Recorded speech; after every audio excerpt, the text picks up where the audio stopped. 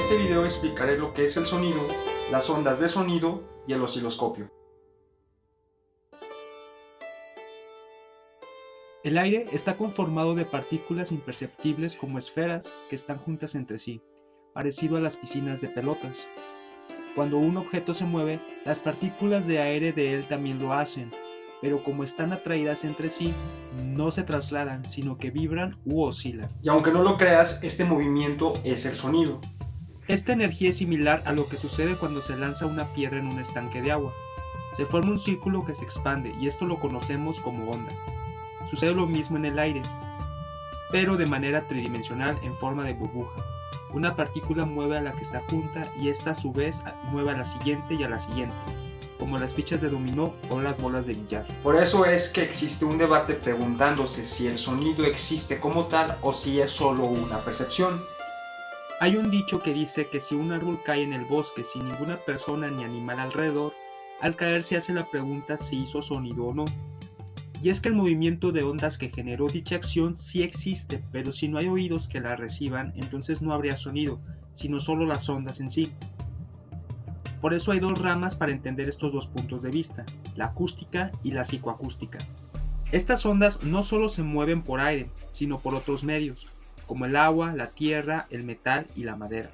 Es solo que el aire es el medio más común por el que se transmite el sonido y por el que la mayoría de la teoría basa su estudio.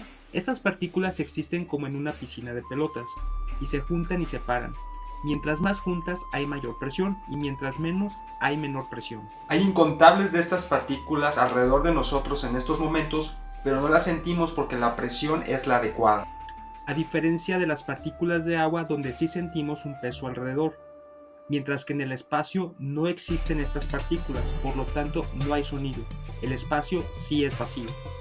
Existen otros tipos de onda, como las de radio o las más recientemente descubiertas, las gravitacionales, que no podemos percibir porque no contamos con un órgano que las perciba, como los oídos perciben el sonido. Pero algunos aparatos sí las perciben y para representarlas en dibujos o símbolos y entenderlas y estudiarlas se representan en gráficos. El sonido, que a pesar de que sí lo percibimos y sí lo podemos describir, para su estudio se requiere ser representado en un gráfico, el osciloscopio.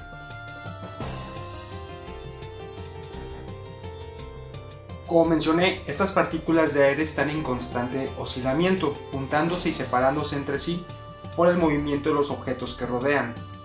El osciloscopio es una representación gráfica de ese movimiento, de ahí el nombre.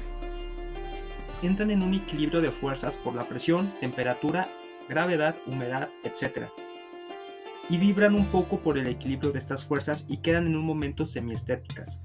Esto es la presión atmosférica normal y este momento se representa con una línea recta horizontal.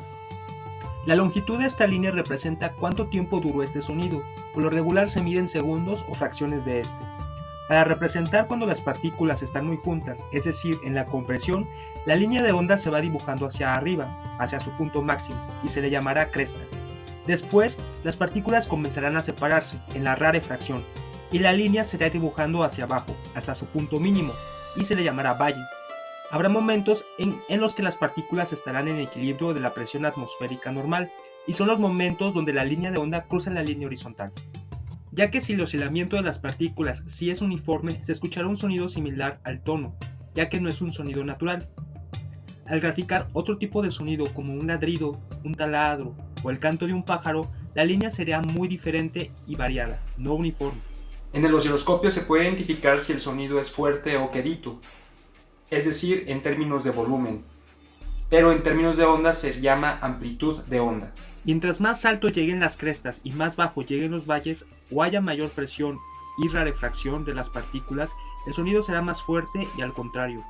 Para eso se utiliza la línea vertical del lado izquierdo, que mide generalmente en decibeles la amplitud de onda, aunque también puede medirse en watts, pascales o watts sobre metros cuadrados, es decir, qué tan alto o bajo en términos de volumen es el sonido. Y por último, otra característica que puede ser representada en el osciloscopio es la frecuencia, es decir, distinguir si el sonido es agudo o grave.